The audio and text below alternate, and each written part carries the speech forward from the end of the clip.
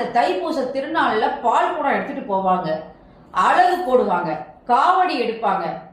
இந்த வழிபாடுகள் எல்லாம் பல வகையிலும் அந்த இடத்துல நடந்துகிட்டே இருக்கும். இது உலகம் முழுவதும் கொண்டாடுற ஒரு பண்டிகைன்னு கூட நம்ம அந்த தைப்பூசத்தை சொல்லலாம்.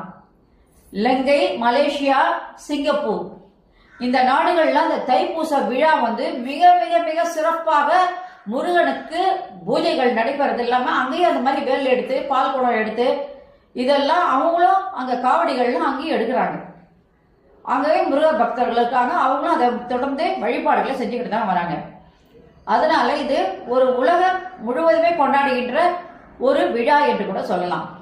அன்னைக்கு தினத்துல முருக பக்தர்கள் எல்லாம் பாத யாத்திரை போவாங்க. பாத யாத்திரை போய் பழனியில முருகனை வழிபட்டு அங்க என்ன பண்ணுவாங்க, அவருடைய அருளை பெற்று வருவாங்க. இது தொடர்ந்து ஒரு வாரம் கூட நடந்துகிட்டே இருக்கும். தைப்பூசம்ன்றது ஒரு வார விழா கூட நம்ம சொல்லலாம்.